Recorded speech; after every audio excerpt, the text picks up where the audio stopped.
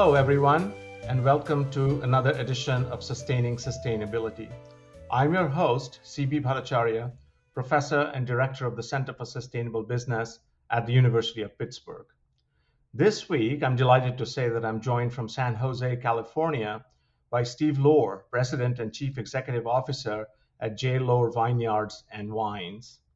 With a portfolio of 36 wines totaling 1.8 million cases, California's Lohr Vineyards and Wines is one of the larger operations in California and a major player in the US wine market. Their strides in the sustainability arena include reducing the amount of water needed to make a gallon of wine by half, reducing greenhouse gas emissions across their 3-acre array, and investing in a solar power system at its Monterey estate vineyard that powers nearly 100% of its energy needs. With approximately 250 employees around the country, Lohr Vineyards and Wines is one of the top 25 wineries in the country by case volume. Steve, welcome to the show.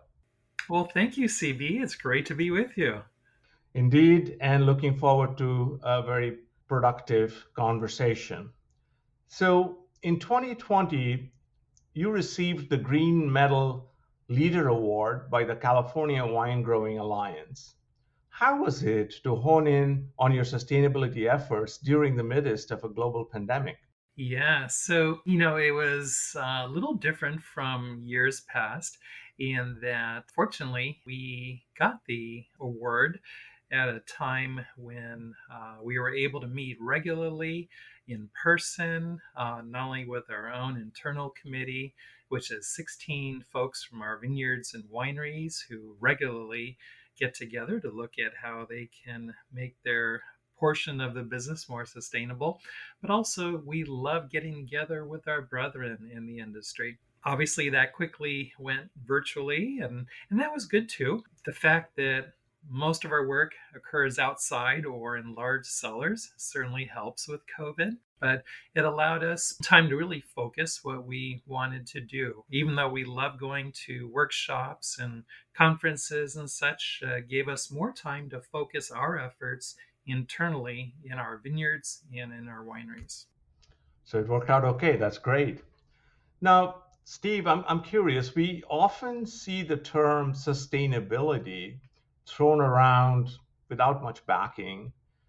Can you please tell our listeners a bit about why you founded Lohr Vineyards and Wines and how that purpose relates to sustainability in your daily actions as a leader?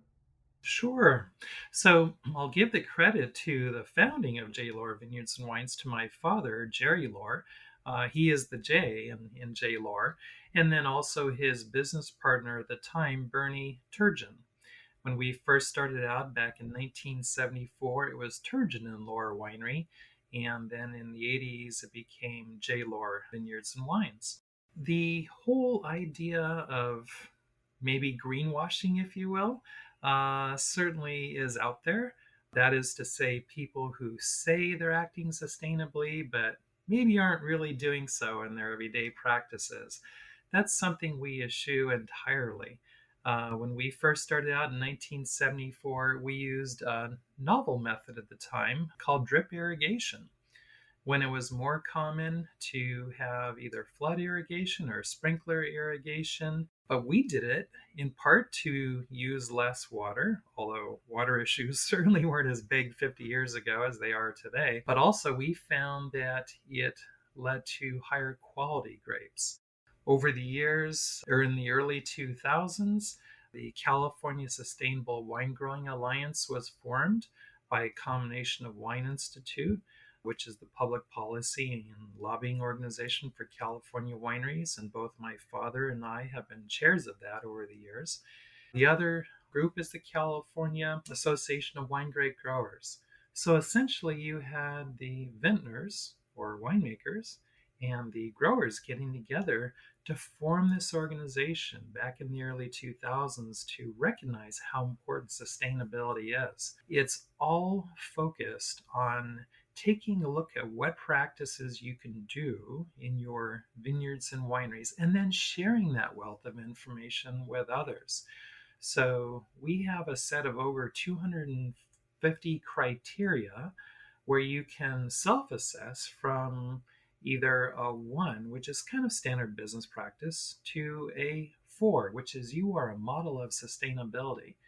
And the California Sustainable Wine Growing Alliance has this workbook, but you can also see it online at sustainablewinegrowing.org. One thing that we do as leaders in the industry is to share this and encourage others to go ahead and adopt these practices, because it's not only good for the individual vineyard or winery, but certainly the industry and the community as a whole. That's terrific. You mentioned 250 criteria or measures, if you will. What would be some of the material ones that, from the top of your head, that you can share with our listeners? Yeah, so the workbook is divided into chapters. So we have one chapter on soil, another one on water, still another on energy. Things you would expect when we talk about sustainability. But remember, sustainability is all about the 3 E's: environmental, social equity, and economics. Social equity is all about how you take care of your employees and the community around you. And then economics is most often overlooked, but quite frankly, if you can't make a buck doing whatever you're doing, you're not going to be around too long. And by definition, that's not sustainable. By having all these different ways of looking at your business, it's pretty complete. Wonderful. So we talked a little bit about the water and soil and such. Turning to a different but equally exciting topic, what does farming for the future entail, and what does it look like for your employees, investors, and consumers? The grape and wine industry is a long term prospect. In other words, unlike crops, vegetable crops, if you will, where you harvest a crop maybe every 8 to 12 weeks, depending upon what you're growing, with vineyards, when you plant that vine, you're hoping to get 25 to 30 years of life out of that vine. So it's really planning for the next generation, both of grapevine and people. You can't be looking for just annual corporate profits. That whole mindset will eventually lead you to just not the best direction in wine growing. Now, obviously, as I mentioned earlier, you need to make a profit, but you really first and foremost need to think about, okay, what are the practices I'm doing today, and how will they affect the soil health 25 years from now? That's really good to hear. And talking about the future, I see water in the future, or lack thereof, and more so in California. Your production methods have very impressively reduced the amount of water needed to make a gallon of wine by half. But with increasing mega droughts and other extreme weather, what are you doing to innovate continuously, with your supply chain partners? And do you foresee further reductions in water usage kind of going forward? We'll have to reduce water usage for sure. Back in the early 2000s, when we first started really seriously taking a look at how can we reduce our water, so we took a look at behavior and what can we do to use less water in the winery. At the time, it was very common to use about 6 to 7 gallons of water in the winery to produce a gallon of wine. Well, at the time, we were not as large today, but we were still a decent size, so we had some efficiencies. And as a result, we were able to get our water usage down to 3.5 gallons to make 1 gallon of wine. By taking a look at really how long does it take to wash out a barrel, and let's squeegee up that spill of grapes and juice, or maybe even wine, perish the thought, it's on the ground. But rather than using a hose to spray that, let's down the drain, let's squeegee it. Let's use high pressure, low flow nozzles rather than what was currently being used, and many other behavior. In fact, Jeff Zucker, our environmental person down in our Paso Robles winery, would keep track of how many gallons of water we used each day. And if it was below what was projected, he put a little smiley face on that calendar whiteboard.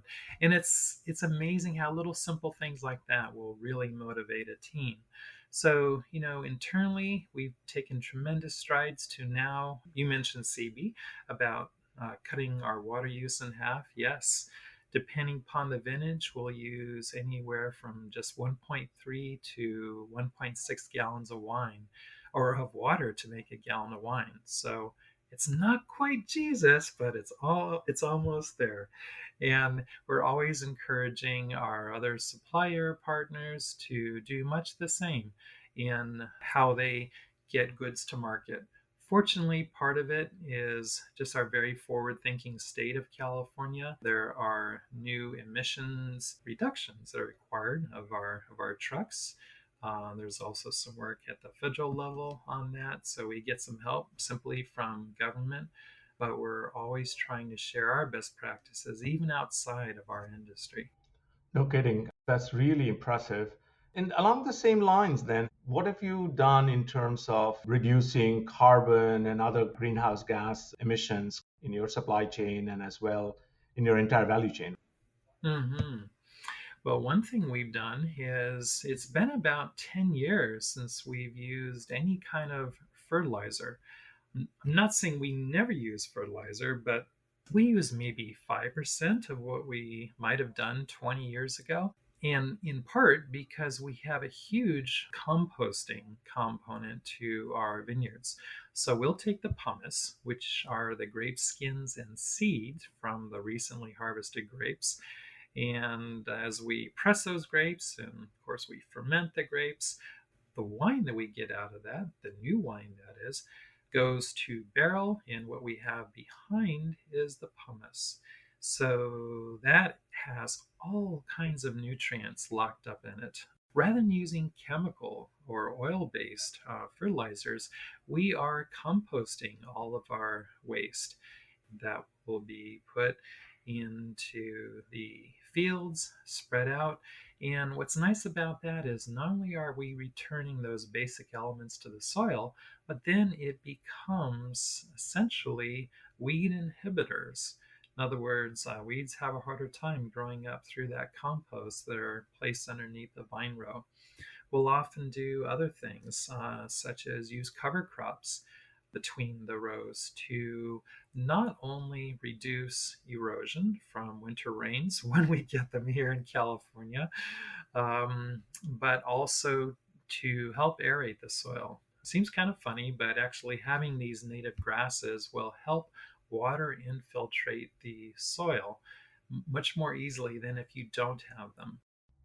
So, Steve, I'm curious, how do your efforts compare to the rest of the wine industry as a whole? I mean, clearly you guys are doing lots of good things, but one company doesn't an industry make. So, what's the industry doing overall? Is it moving in the right direction? Is it a two-speed or multi-speed operation where you guys are ahead and others are far behind? Give us a little perspective, please. Nice thing about our grape and wine industry is that there are many strong leaders in the industry, people who like us have been looking at this for decades.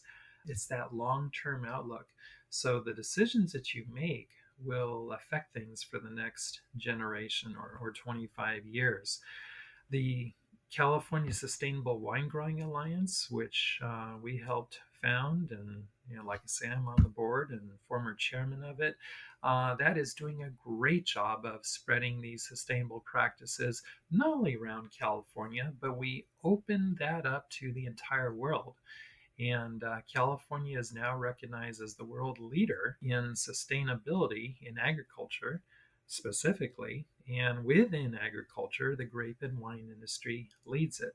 So we have folks from France and Italy, South Africa, Chile, Australia, either talking with us every week or coming on over here in person to see what practices that we're doing.